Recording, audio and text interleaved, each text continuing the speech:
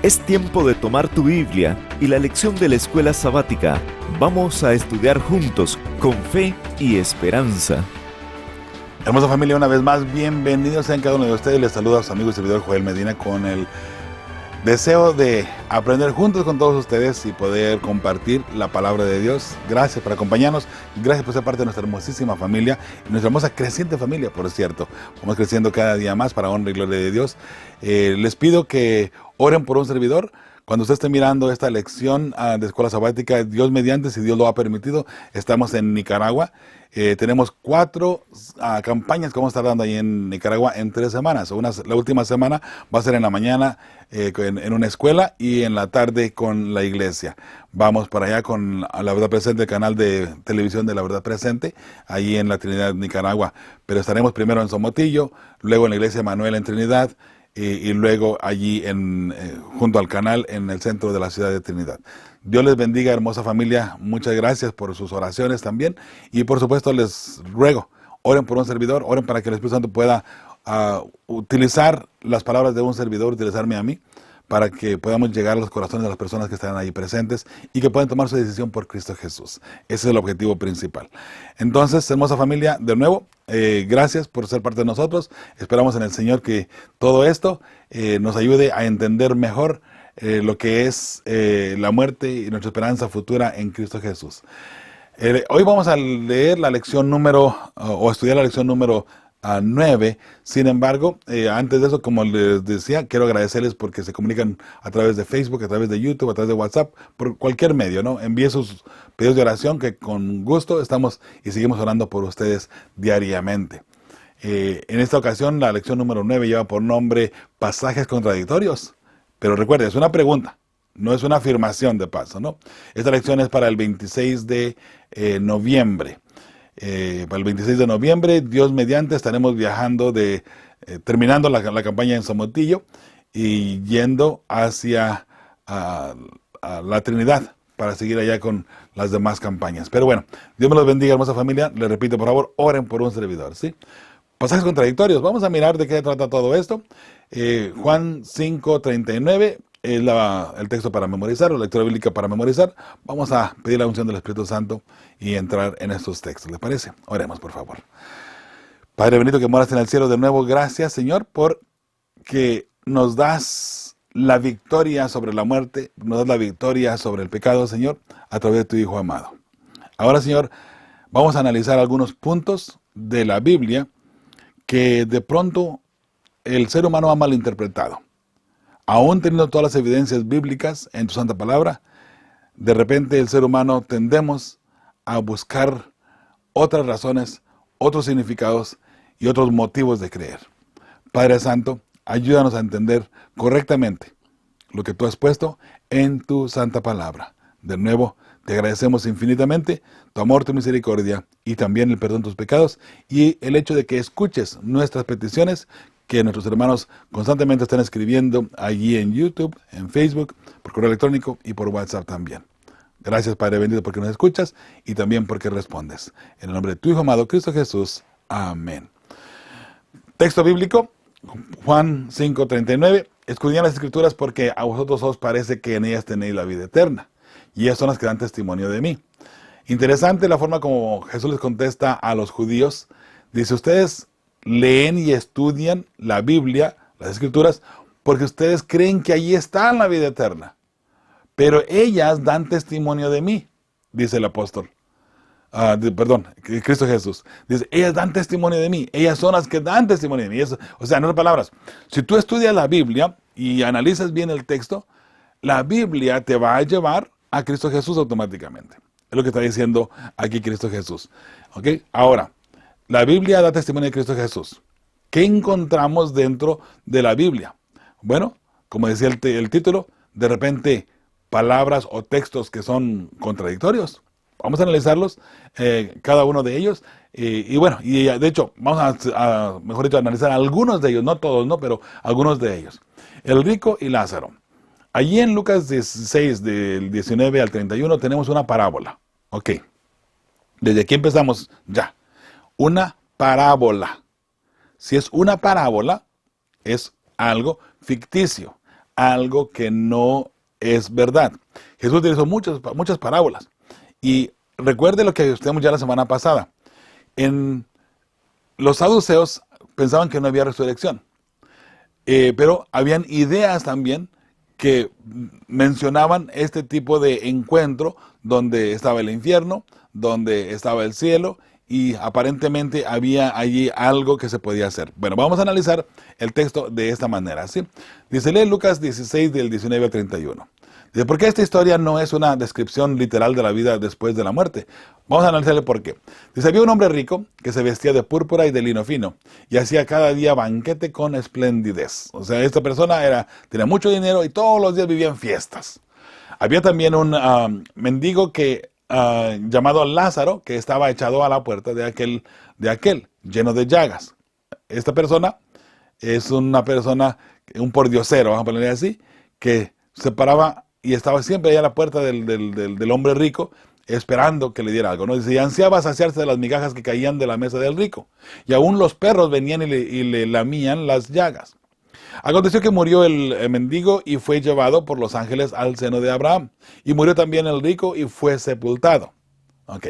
Ahora, el hombre, el pordiosero, el hombre indigente, va al seno de Abraham. Note que no está diciendo que fue al cielo. Ok. Para empezar. Dice, entonces el rico, dice, en el Hades alzó sus ojos estando en tormentos y vio de lejos a Abraham y a Lázaro en su seno. Note que no está hablando del cielo para empezar, ¿no? Entonces él, dando voces, dijo, Padre Abraham, ten misericordia de mí. Y envía a Lázaro para que moje la punta de su dedo en agua y refresque mi lengua, porque estoy atormentado en esta llama. Ok. El rico que estaba ahora en el infierno le dice a Abraham que mande a Lázaro, al mendigo que estaba allí en su puerta constantemente y al cual nunca atendió. ¿Ok? Note esa parte, nunca atendió, siempre lo ignoró, porque la parábola no menciona de que le haya dado algo. El pobre Lázaro anhelaba tomar las migajas de que caían de la mesa del rico, ¿no? Pero el rico siempre lo miró con desprecio, vamos a ponerle de esa manera, ¿no? Y ahora el rico está en el infierno, sufriendo, que es una idea errónea, que de paso no es nada nuevo. Esta idea errónea la tomó la Iglesia Católica y la sigue utilizando todavía para asustar a las personas para que entren a la iglesia. Mira, si tú no eres fiel hijo de Dios, te vas a ir al infierno a sufrir eternamente. Ese es un error y de paso es una mentira de Satanás. ¿Ok? Entonces ahora el rico le dice a Abraham que mande a Lázaro para que por lo menos moje la lengua, ¿no? con agua. Número 25. Pero Abraham le dijo, hijo, acuérdate que recibiste tus bienes en tu vida y Lázaro también males, pero ahora este es consolado aquí y tú atormentado.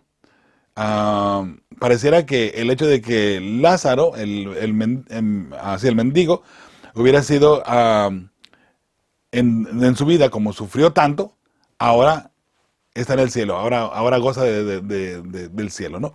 Lo cual, eso tampoco es bíblico y tampoco, no nomás por esa parte uno puede entrar al cielo, ¿sí? Número 26, además de todo esto, una gran cima está puesta entre nosotros y vosotros, de manera que los que quisieran pasar de aquí a vosotros no pueden, ni de allá para acá. Pero mire qué interesante que del infierno al cielo hay comunicación, o por lo menos vemos aquí, ¿no? Recuerde otra vez, esto es una parábola, ¿ok? 27. Entonces le dijo, te ruego pues, Padre, que le envíes a la casa de mi padre. ¿A quién va a enviar? A Lázaro. O sea, en otras palabras, ¿sabes qué? Manda a Lázaro que vaya a la casa de mi padre. Pero fíjese, ¿para qué?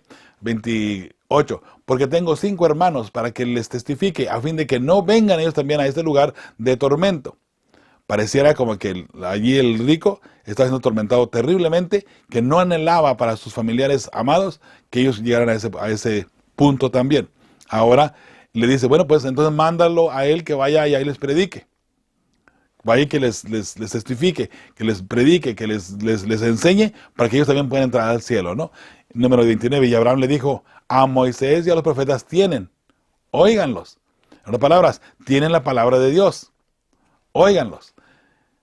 Él entonces dijo, no, padre Abraham, Pero si alguno fuere a ellos de entre los muertos, se arrepentirán. Note, está tratando de que Lázaro resucite de los muertos y vaya ahora ya a dar testimonio de lo que miró en el cielo.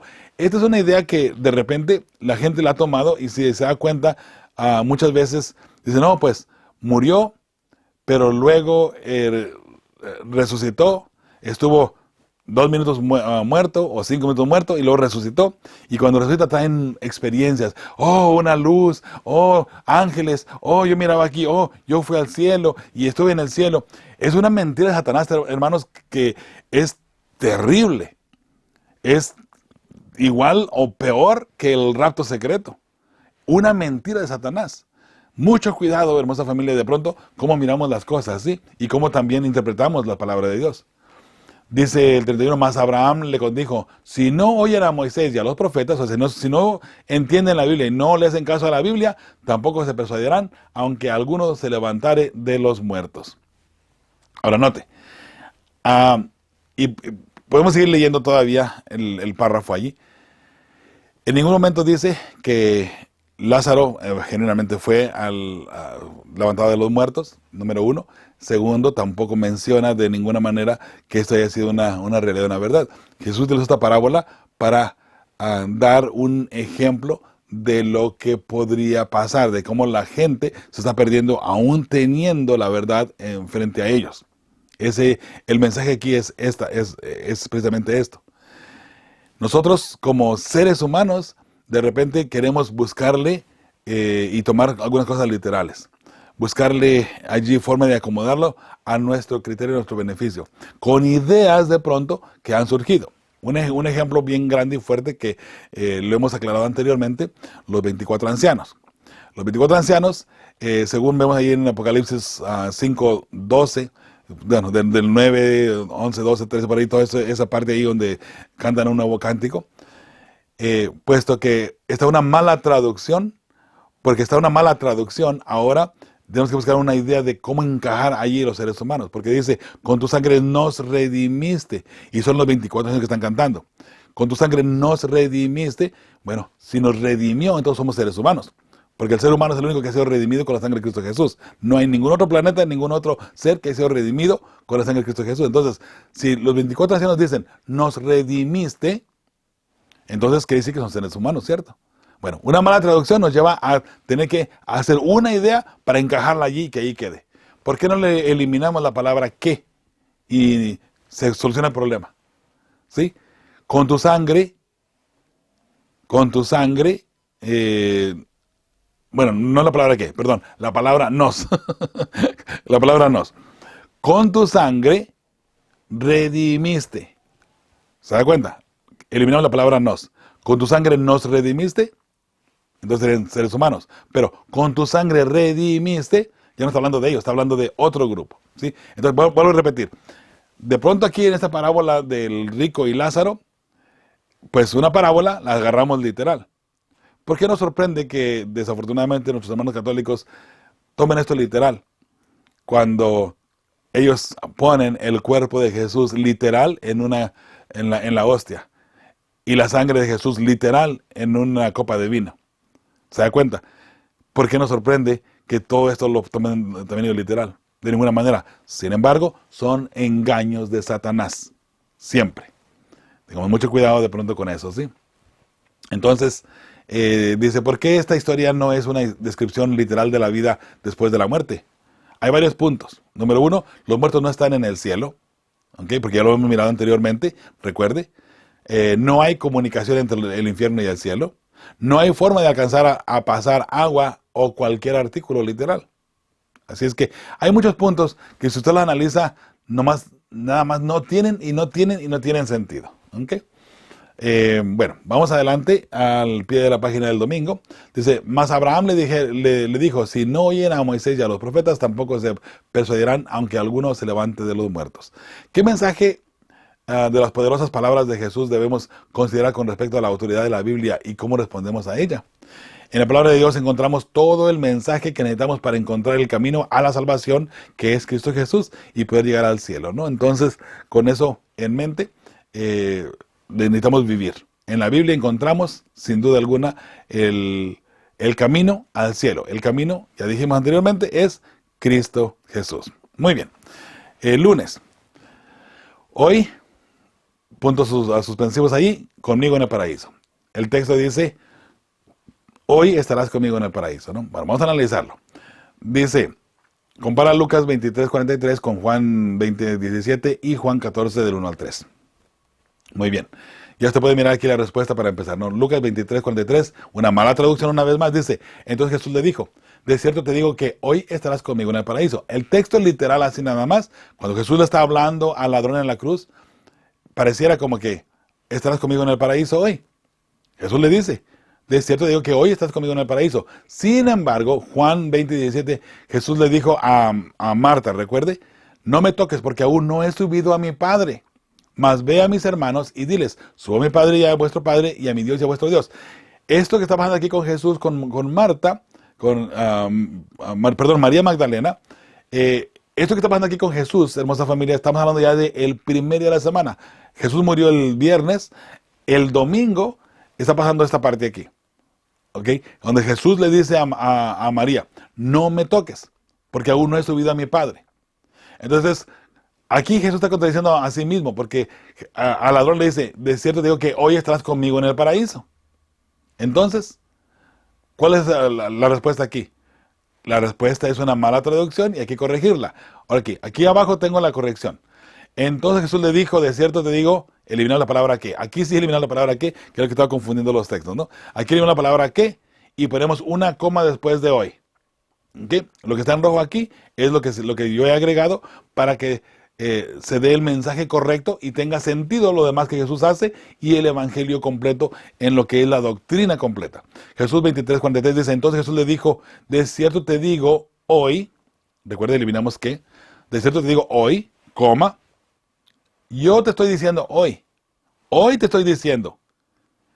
Ahora, yendo hacia el futuro, estarás conmigo en el paraíso. Obviamente el ladrón sabía que en un momento dado Jesús vendría en gloria y majestad. Aparentemente conocía el evangelio este ladrón.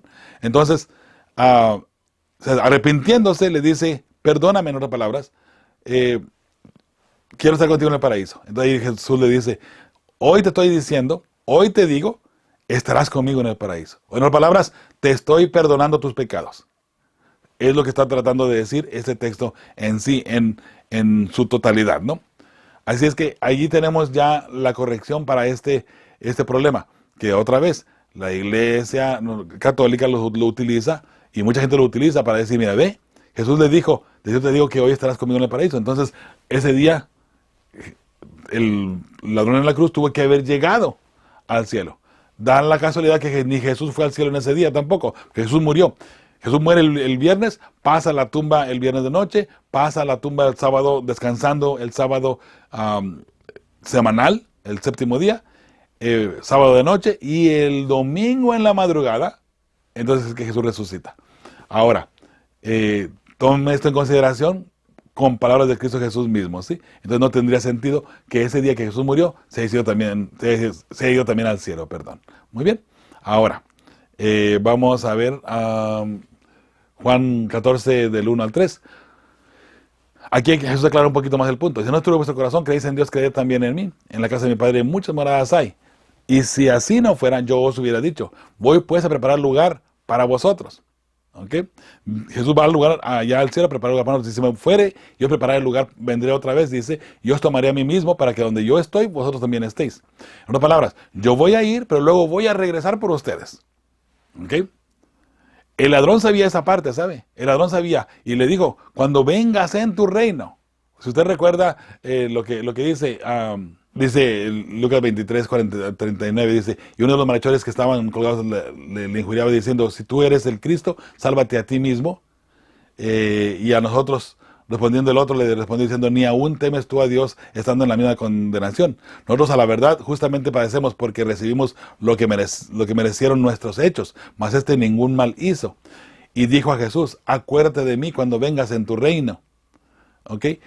Él dice, cuando vengas en tu reino. Incluso fíjese, lo que mucha gente no entiende El ladrón lo mismo se lo aclara a la persona que no quiere entender. El ladrón dice, cuando tú vengas en tu reino. No dijo, mira, ahora que te vas a ir al cielo, ahora que te mueras, que te vas al cielo, llévame contigo, por favor. El ladrón no está pidiendo eso. El ladrón dice, cuando vengas en tu reino, acuérdate de mí. En otras palabras, lo que estamos aquí mirando, perdona mis pecados y cuando tú vengas, quiero ir contigo al cielo, ¿no? Cuando vengas en gloria y majestad, ¿sí? Eso es importante, muy, muy importante. Ahora, volviendo de nuevo aquí a Juan 14, la pregunta que aparece aquí dice, ¿cómo debe entenderse, la promesa al ladrón arrepentido en la cruz a la luz de las palabras de Jesús dirigidas a María Magdalena y la promesa que les hizo a los discípulos?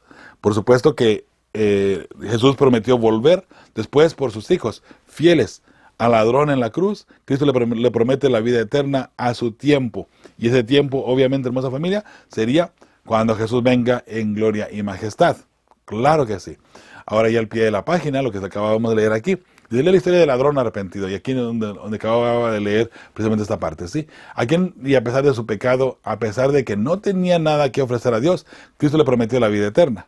¿De qué manera poderosa esta historia revela la gran verdad de la salvación solo por la fe? ¿De qué manera somos como ese ladrón?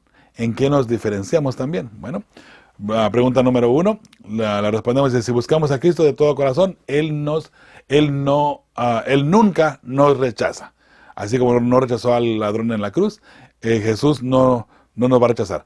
Jesús conocía el corazón de ese hombre y por eso le dijo, no te preocupes, cuando yo venga, vas conmigo al cielo, ¿no? Pero ¿cuándo? En el tiempo del fin. Número 2, estamos perdidos y solo Cristo es la solución. Dice, ¿de qué manera poderosa esta historia revela la gran verdad de la salvación solo por la fe? Bueno, estamos perdidos y solo Jesús es la solución. Nuestra fe puesta en Cristo Jesús, por supuesto, ¿ok? Número 3, ¿de qué manera somos como ese ladrón y en qué nos diferenciamos? Nosotros tenemos oportunidades de servir nosotros tenemos la oportunidad de servir a los demás. Es la diferencia entre el ladrón en la cruz y nosotros, ¿ok? Nosotros tenemos esa oportunidad. El ladrón no tuvo la oportunidad porque él allí murió. Pero usted y yo tenemos la oportunidad de arrepentirnos hoy, de servir a Jesús y servir a las personas que están a nuestro alrededor. Muy bien, martes. Filipenses 1 del 21 al 24. Es lo que tenemos que leer. Y también 1 Tesalonicenses 4 del 13 al 18. Y eso ya lo leímos la semana pasada, usted recuerda, ¿no? Dice la palabra del Señor así, porque para mí el vivir es Cristo y el morir es ganancia. Mas si el vivir en la carne resulta para mí un beneficio de la obra, no sé entonces qué escoger. Mire qué interesante la forma como Pablo lo pone, ¿no? Para mí el vivir es Cristo y el morir es ganancia, pero quiero seguir viviendo aquí para seguir predicando el Evangelio y para que más personas se encuentren con Cristo Jesús. No sé qué elegir, si ya darme por vencido y pasar al descanso, digamos, entre comillas, por así decirlo, ¿no? Dejarme morir para ya morir y luego ya ver a Cristo Jesús, no en ese momento, ¿no? Pero cuando Jesús venga en gloria y majestad, o seguir luchando por seguir viviendo para seguir predicando el Evangelio y que más personas se salven. Esa era la lucha que Pablo tenía aquí en estos textos. Dice, porque de ambas cosas estoy puesto en estrecho, teniendo deseo de partir y estar con Cristo, lo cual es muchísimo mejor.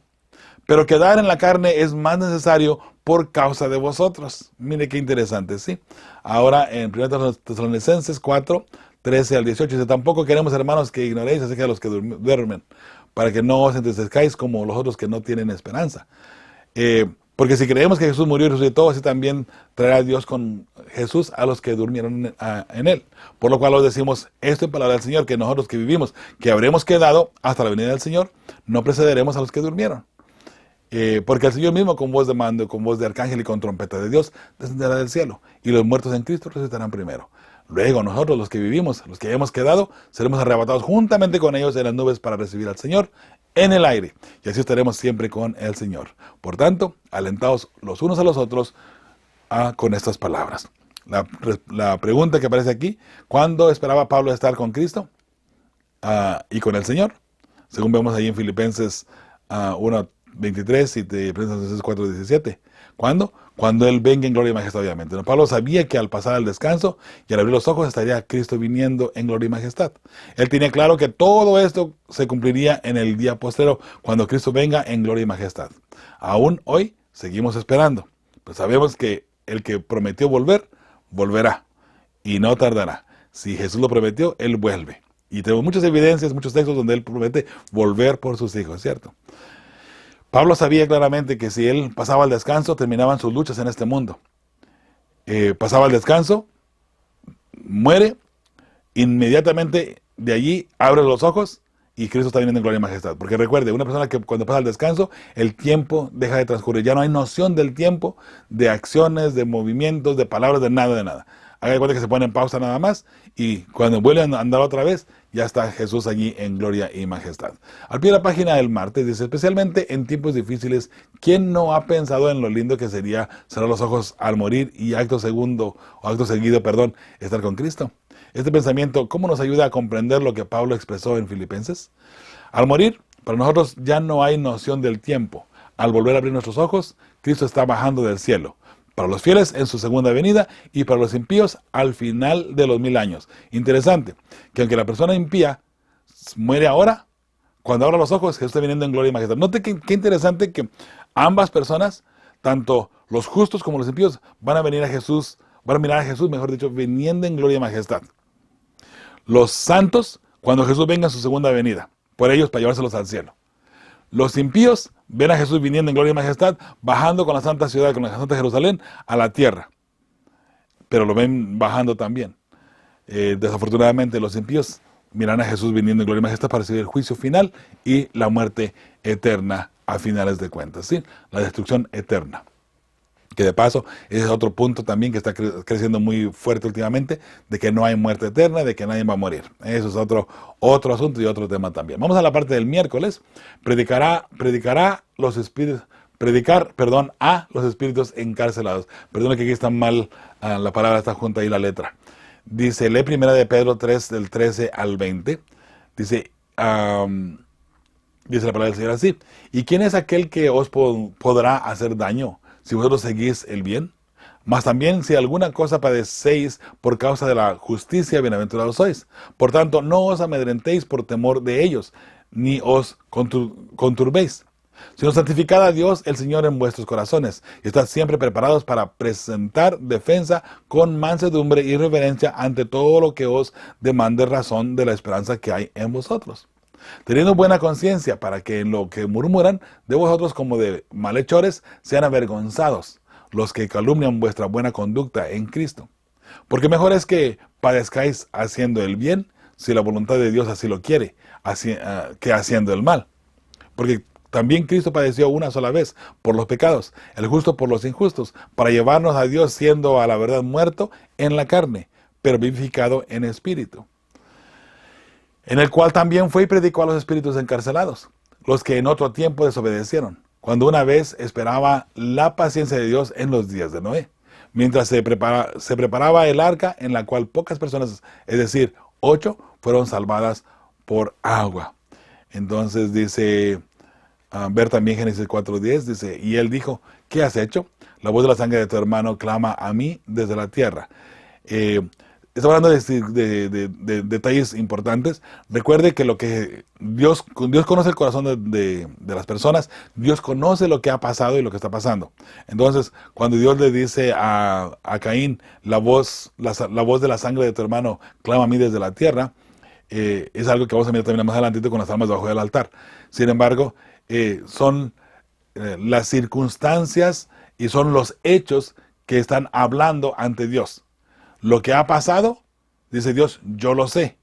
Y lo que ha pasado merece justicia. Tiene que haber justicia. Y ahí es donde viene ahora contra en este caso, el asesino, que sería Caín, ¿cierto? La pregunta que aparece aquí dice, ¿cómo es que Cristo predicó a los espíritus encarcelados en los días de Noé? Ver también, y ahí miramos el ejemplo de Caín y Abel, ¿no? Ahora, la respuesta a esta pregunta, mis hermanos, que muchas personas piensan que cuando Jesús murió, fue al centro de la tumba y de ahí se fue a predicar a los demonios. a los muertos que están en la tumba, que están encerrados ahí. Hermosa familia, mire, hay un problema con esa teoría y con esa forma de pensar. Porque si Jesús fue a predicarles a los demonios y a los muertos, tenemos un grave problema, porque de allí surge precisamente todavía la idea de la inmortalidad del alma. Número uno. Segundo, ¿cómo es posible que Jesús haya ido a predicar donde ya no hay salvación? ¿Y por qué? Lo vamos a mirar más adelante. Uno muere y de allí inmediatamente está el juicio. Cuando usted y yo pasamos al descanso, ahí termina el tiempo de gracia para usted y para mí. Estamos esperando el tiempo de gracia que termine para todo el mundo, ¿no? Pero individualmente el tiempo de gracia termina cuando usted pasa al descanso, cuando yo paso al descanso. Ahí termina el tiempo de gracia. Bueno, si ya terminó el tiempo de gracia y ya el juicio está sobre nosotros, si fuimos buenos, fieles hijos de Dios, vamos al cielo. Si no, vamos, en este caso, al grupo de los impíos, donde seremos destruidos después de los 1000 años. Pero, en este caso, aquí con lo que está pasando, hermosa familia, hay un detalle bien interesante. Usted y yo, hoy por hoy, pensamos, bueno, Jesús fue y predicó a los demonios, predicó a los muertos. Sí, y es porque digo que pensamos porque es una idea muy popular que se ha llevado por todo el mundo. Y muchos cristianos piensan así. Bueno, ¿sabe qué? Podríamos decir que si Jesús fue a predicar a los demonios y a los muertos, fracasó. Porque no hay ni un solo muerto que se haya levantado de ahí para ser santo o para vivir en arrepentimiento.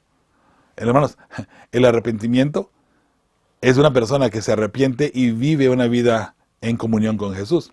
Como un muerto que no tiene obras, que no tiene pensamientos y perece todo que está en pausa, puede glorificar a Dios. Bueno, la Biblia dice, ni en el sepulcro hay glorificación de Dios, no se puede glorificar a Dios. No se puede cantar, no se puede alabar, no se puede hacer nada. Entonces, ¿cómo tiene sentido eso que Jesús fue predicado a los muertos, a los espíritus, encarcelados? ¿Encarcelados? ¿Quién está encarcelado allí? Los demonios. Y Jesús puede asegurarle que no fue a predicarles a ellos. Entonces, ¿a qué se refiere este texto? Bueno, vamos a mirar la respuesta aquí un servidor. Los espíritus encarcelados son las personas que están en pecado. Esos son los espíritus encarcelados. Y también Pablo lo aclara, ¿no? Pablo de repente dice mi espíritu, nuestro espíritu, ¿no? Hablando de el ser completo, ¿ok? No solamente del espíritu, que en un momento puede salir de nosotros, no, nada de eso, ¿ok? Eso no sucede así. Entonces, dice, Cristo predicó a los antidiluvianos por medio de Noé. Cristo no fue a predicarles cuando descendió a la tumba. Eso que quede claro, bella familia. Cristo predicó a los espíritus encarcelados, que fue a los pecadores antes del diluvio, a través de Noé y a través de otras personas más, ¿no? Que pasaron al descanso, ¿no? Pero ahí encontramos esta hermosa respuesta de esa forma. Y es como tiene sentido. Vuelvo a repetir. A los muertos no se les puede predicar porque no tienen conocimiento ni noción absolutamente de nada. Nada de lo que pasa a su alrededor, nada en forma también individual. ¿Okay? Las almas bajo el altar, lea Apocalipsis 6 del 9 al 11. Bien, vamos a leerlo. Cuando abrió el quinto sello, vi bajo el altar las almas de los que habían sido muertos por causa de la palabra de Dios y por el testimonio que tenían. Y clamaban a gran voz diciendo, ¿hasta cuándo, Señor, santo y verdadero, no juzgas y vengas nuestra sangre en los que moran en la tierra? Y se les dieron vestiduras blancas y se les dijo que descansasen todavía un poco de tiempo hasta que se completara el número de sus consiervos y sus hermanos, que también habían de ser muertos con ellos. Okay. Aquí estamos mirando el quinto sello. El quinto sello, hermosa familia, viene a cumplirse ya en el tiempo de la profecía de los 1260 días, del año 538 en adelante. Ahí es donde viene la persecución y todos los mártires. Estas personas son esos mártires. Ahora, claro, hay mártires mucho más atrás, como Esteban, por ejemplo. Está Abel, entre otros más que pasaron al descanso, siendo mártires dentro de lo que y de los apóstoles, por ejemplo, entre un buen grupo más, ¿no? Pero estas almas que están hablando aquí son las almas que cayeron bajo la persecución del cuerno pequeño, bajo la persecución de la bestia, la gran ramera. Son las almas que cayeron y están diciendo ahora, otra vez, no en forma literal. Eso es simbólico. ¿Ok? Y las circunstancias, esas personas que cayeron a filo de espada, que fueron mártires, digamos, de forma simbólica, están diciendo al Señor, Señor, ¿hasta cuándo vas a vengar nuestra sangre? ¿Hasta cuándo se va a hacer la justicia en contra de este poder que nos persiguió y nos mató? ¿Hasta cuándo? Todo esto es simbólico, recuerden. No están las almas necesariamente hablando a Dios y diciéndole, mira, por favor, ya vénganos, ¿no? Porque entonces en este caso, la felicidad de ellos, imagínense, la felicidad de los santos ahora depende de que se haga justicia, de que ahora se destruya a alguien más. No tiene sentido. Y aparentemente las almas aquí no tienen paz, no tienen reposo hasta que se cumpla la venganza de Dios, ¿no? Bueno, tampoco no va la cosa así, ¿no? Recuerde, todo esto es simbólico y es más un mensaje para el futuro, para nosotros. No tanto para las almas que están ahí hablando, ¿no? Pero dice, ¿hasta cuándo vas a vengar? Las almas debajo del altar. Ahora, ¿qué altar? La lección menciona el altar del sacrificio porque hay derramamiento de sangre. Bueno, en forma personal, y repito otra vez, no tiene que estar de acuerdo conmigo, no estoy muy de acuerdo con esa idea. Y déjeme le digo por qué.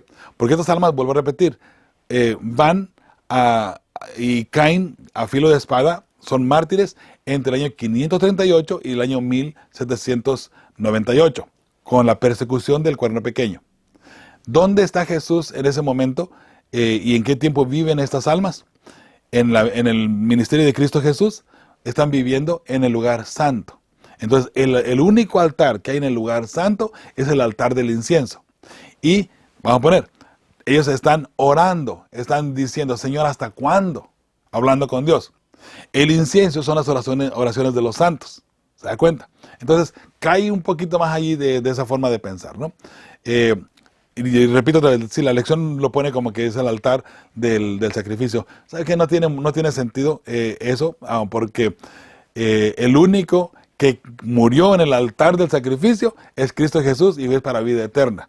Un ser humano nunca va a morir en el altar del sacrificio, jamás, porque no estamos siendo sacrificados para vida eterna. Y en el sacrificio, en el altar del sacrificio, era para vida eterna.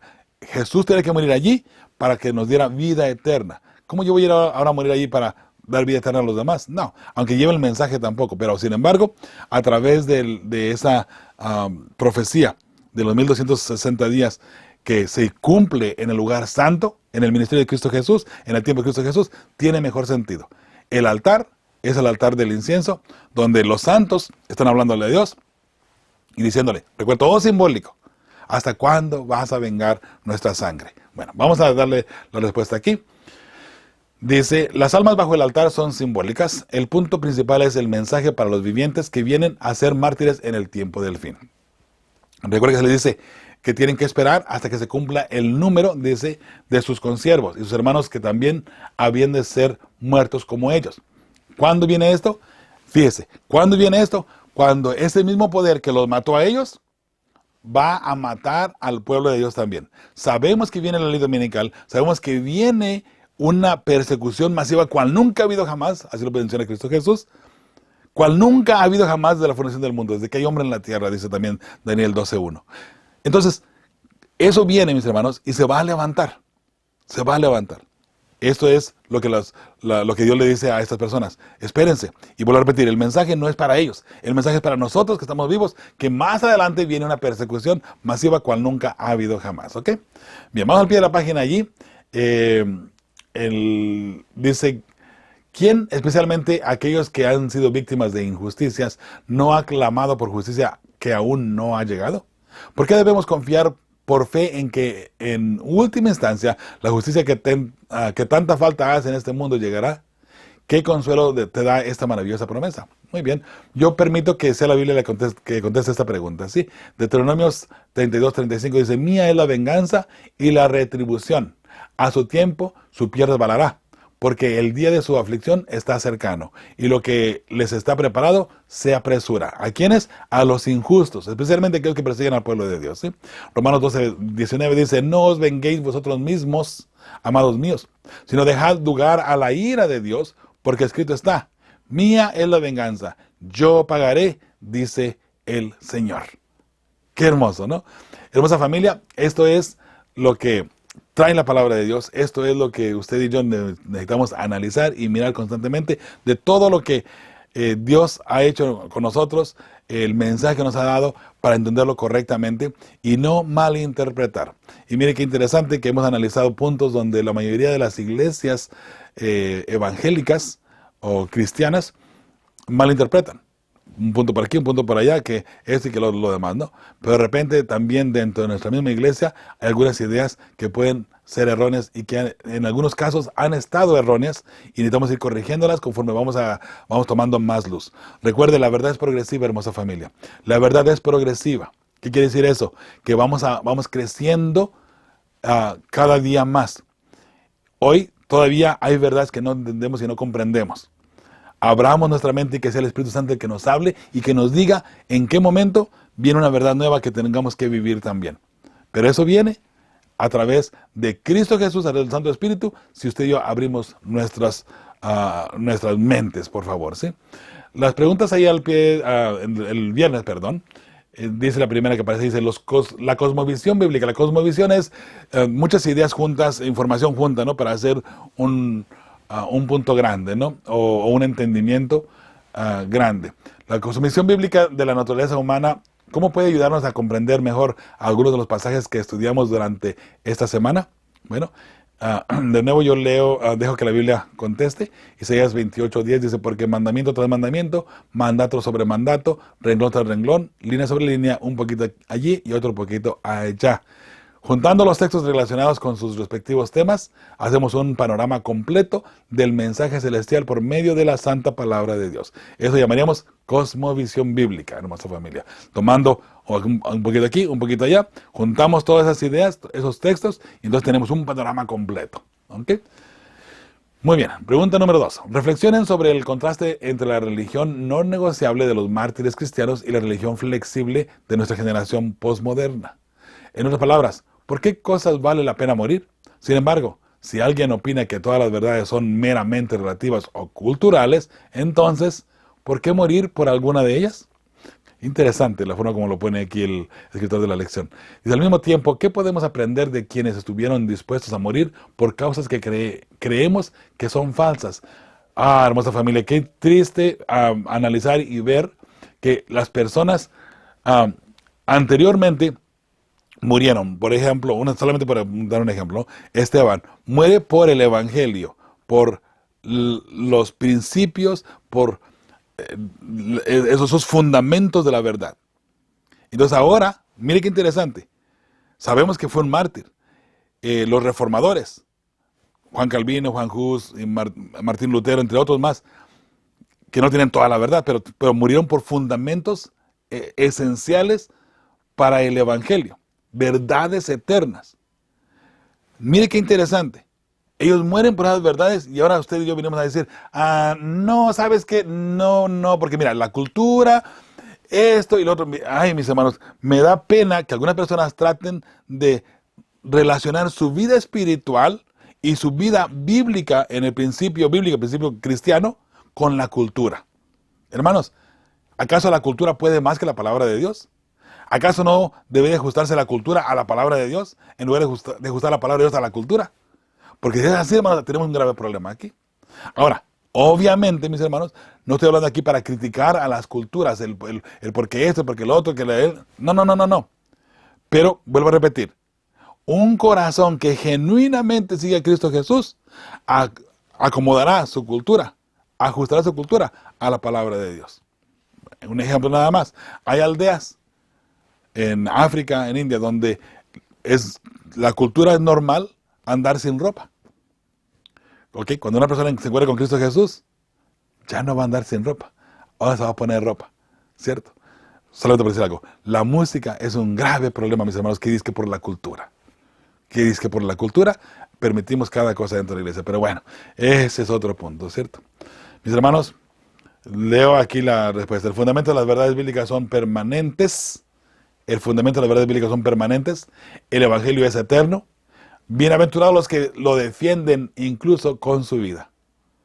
La verdad, desde el Génesis hasta el Apocalipsis, la verdad desde el principio del mundo hasta que Jesús venga y mucho más allá, permanecerá siempre como un baluarte y siempre como un fundamento, una estructura que no debe de caer, hermosa familia. Pregunta número 3. Mediten sobre la parábola del rico y Lázaro. Cuando Jesús resucitó de entre los muertos, muchos creyeron en él. Sin embargo, muchos que tuvieron las mismas evidencias no creyeron. ¿Qué nos enseña esto acerca de cuán duro puede volverse el corazón humano hacia la verdad? ¿Qué podemos hacer para protegernos de esto? Muy bien. Número 1 dice, una mente cerrada, Dios no la abrirá en contra de la voluntad de la persona. Si nos cerramos en un punto, no importa qué tanto estudiemos, no importa qué tanto veamos la evidencia bíblica, la persona no lo va a creer. No lo va a creer y punto. Número 2, debemos permitir que sea el Espíritu Santo quien guíe nuestras mentes y aceptar la verdad bíblica que nos lleva a vivir una vida santificada en el amor en Cristo, hermosa familia, ¿sí? Y sobre eso, vamos adelante. Pregunta número 4 y la última. Jesús mencionó que en algún momento los muertos vivirán. Los que hicieron lo bueno saldrán a resurrección de vida, mas los que hicieron lo malo a resurrección de condenación. 1000 años separan estos dos acontecimientos, aunque pareciera que sucederán al mismo tiempo. ¿Cómo podría esto ayudarnos a entender lo que dice Pablo en Filipenses 1:23? Bueno, mis hermanos, morir para estar con Cristo significa querer resucitar en la primera resurrección. Pablo dice, quisiera ya morir y estar ya con Cristo Jesús. Bueno, otra vez, cuando una persona pasa al descanso, cierra los ojos nada más y pareciera que inmediatamente, porque no hay noción de tiempo, no hay noción de acciones, de movimientos, de nada, la persona pasa al descanso, duerme, abre los ojos y ahí está Cristo Jesús, ahora sí, viniendo en gloria y majestad. ¡Qué glorioso encuentro cuando Jesús venga! Y sabe, esa es la esperanza de todo fiel cristiano. Tristemente, la esperanza también de muchos no fieles cristianos, que se llaman o nos llamamos solamente cristianos por llamarnos cristianos. Pero tenemos la esperanza que Jesús viene por mí y estamos seguros que vamos al cielo, aunque estemos viviendo en pecado de pronto. Hermosa familia, yo te invito de nuevo a examinar tu vida. Ve tu vida y vamos adelante, ¿te parece? Juntos, tomados de la mano de Cristo Jesús, vamos al cielo. Que Dios te bendiga y te guarde hoy y siempre. Tu amigo y servidor Joel Medina te mando un abrazo donde quiera que te encuentres y como siempre te decimos, con fe y esperanza, seguimos preparando a las familias que formarán parte del pueblo que verá a Dios. Sí, tu familia debe estar allí. Hasta la próxima semana. Dios te bendiga y nos vemos si Dios nos lo permite. Fe y esperanza, preparando las familias que formarán un pueblo